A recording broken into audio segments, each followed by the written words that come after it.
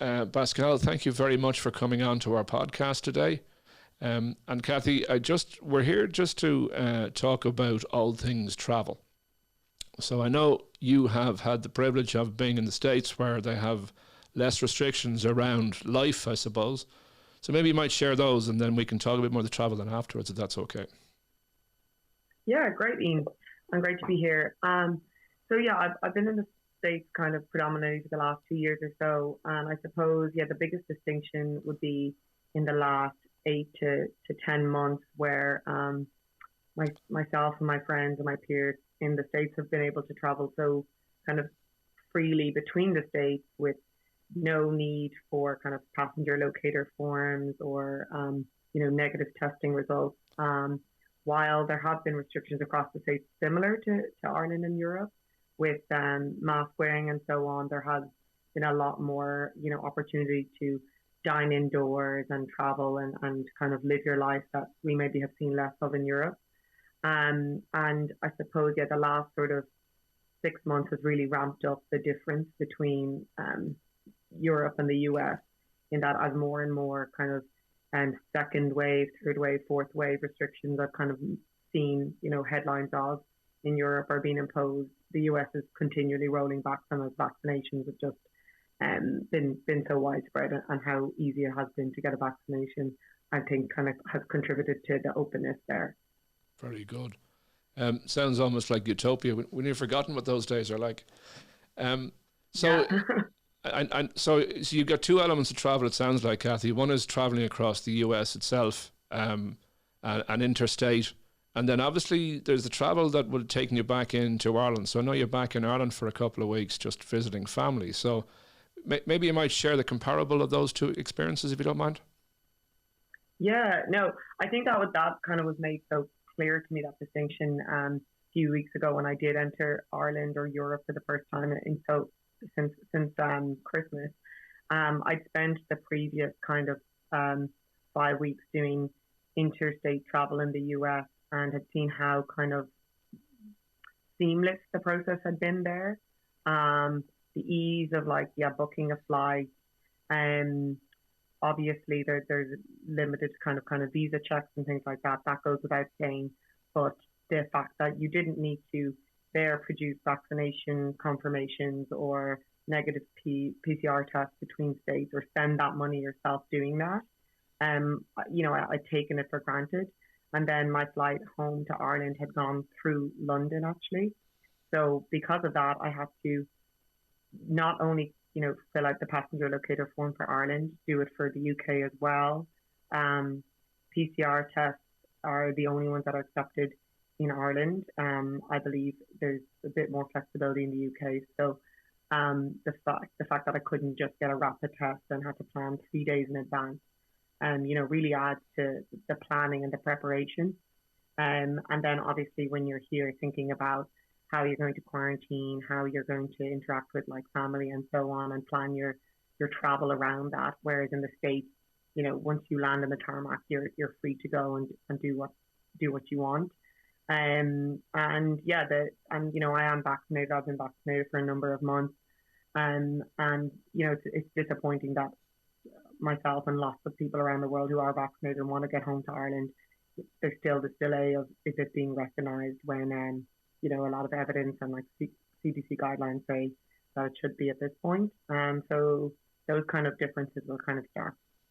Yeah, certainly we can see it from the inside out, Cathy, in terms of restriction, particularly trying to get back to the US. And I know that I was speaking to a buddy of mine who needs to get back there for business purposes. And I think what was said to him was effectively, unless it's for national security purposes, don't even try to fly into the US right now. So we really hope that that sort of opens up. Cathy, I know that also you live in New York, I believe. Yeah, that's correct. And we've been seeing so much about New York in the media and about the issues around COVID and all those things. On the ground, is the media even close to representing what life in New York looks like?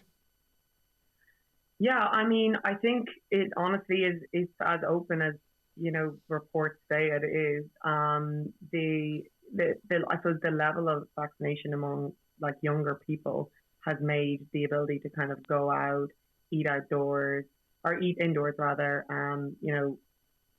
go to nightclubs and things like that. Those are all possibilities in New York right now, which, it's so hard to fathom when you're in Ireland and you still can't, we can't eat indoors.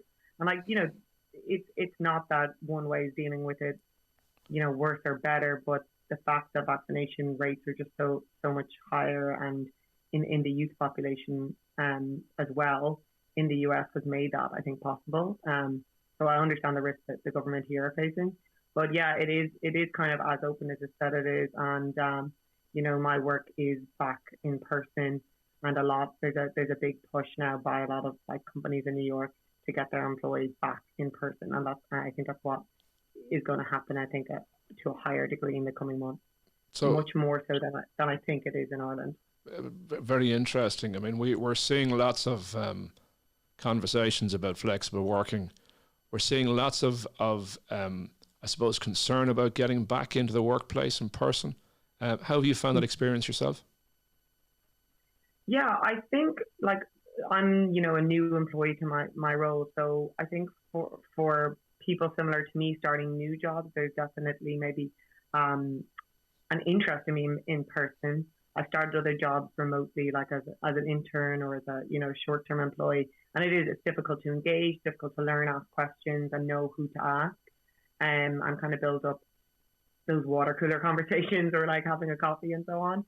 And so I can't speak for everyone, but for my own self as a new employee, I'm super glad to be in person.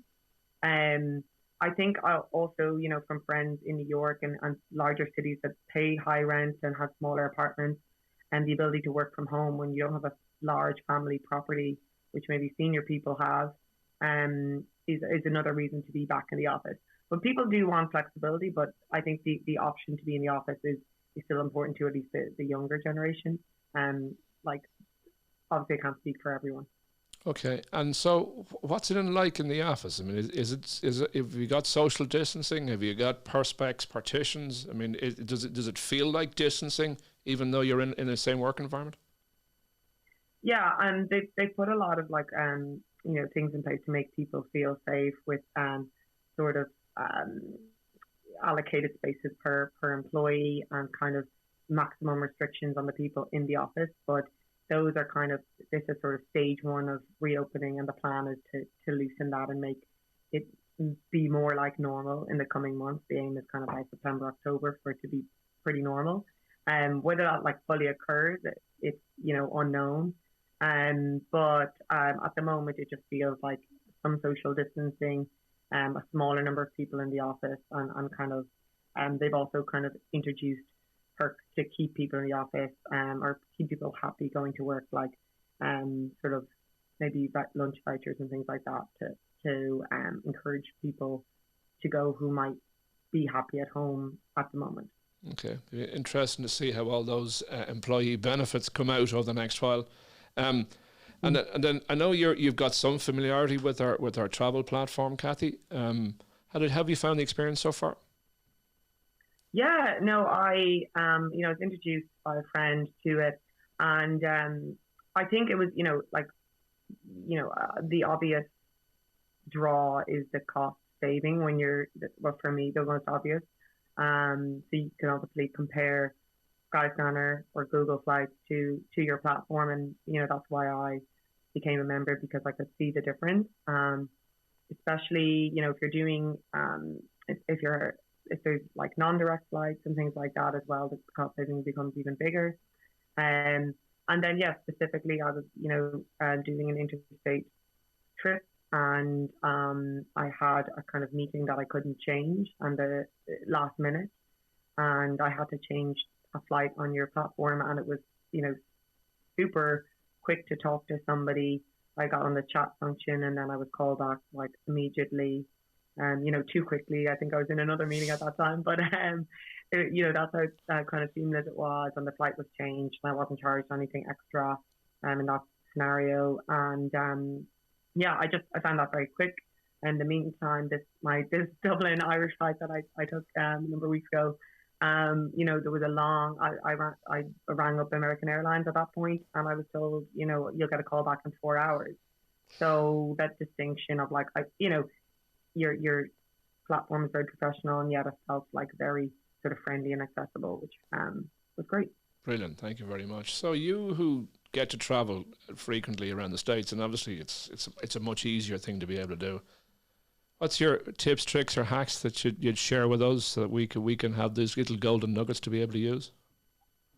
Yeah, well, I suppose first I should say, I really appreciate it. I've been extremely lucky, to be in a place during the COVID period where I have been able to travel, and I've been so appreciative of it.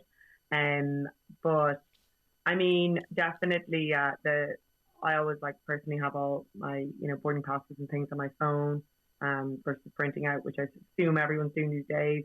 I found just a general thing myself and my friend were talking about was the willingness now as you're getting older to pay for a flight the night before, or pay a bit more money versus getting those 6 a.m. flights, because you're saving some money, but it's just not worth it because you're so tired all day. So I think I've really migrated to just trying to plan, so I'm getting some as much sleep as I can. And if you're traveling especially if it's important sort of meeting or gathering or whatever, might be different if it's personal. And those are kind of things that I've kept in mind. And it is also if you're booking with people, I've gotten better at kind of organizing myself, so you get seats beside friends if it's a personal trip and so on, which you don't always do when you're just trying to get a booking done quickly. Yeah, no, very good. I mean, it's funny you talk about carrying everything on your phone. If there was one thing I'd add to that is have about 2 power packs with you, because the amount of times, and particularly when I used to travel with a particular make of phone, I'd be there with about 4% battery life. The flight's been delayed, the power pack is empty, can't find a plug, and I'm gone, I don't know if the battery will stay long enough just to get on this flight. So we all have those things. I mean, you talk about range anxiety and on cars, but it happens when you're trying to travel with phones as well. So have about 100%. 3 power packs handy. Actually, one tip I'd add as a girl, I think, also we're talking about practical issues, is the amount of small, mini liquid things that I have with me, and how much money I probably spend in CVS in the States buying miniature bottles of stuff. So I think that's probably where a lot of my money goes, bringing lots of different small sets of toiletries, because unfortunately, even in internal US travel, all those the kind of liquid restrictions exist, which is annoying. But you can start to lose an awful lot of cosmetics very quickly. Cathy, it's been a real pleasure, and thank you very much for coming on. And I know that you've recently taken up a great job in the US, so the best of luck with that, and we look forward to talking again. Great, thanks, Iain, and best of luck. Best of luck to this platform. I think it's great service, and hopefully continues to expand. Brilliant. Thanks, Cathy. Good to talk to you. Okay, see you later. Great, thanks.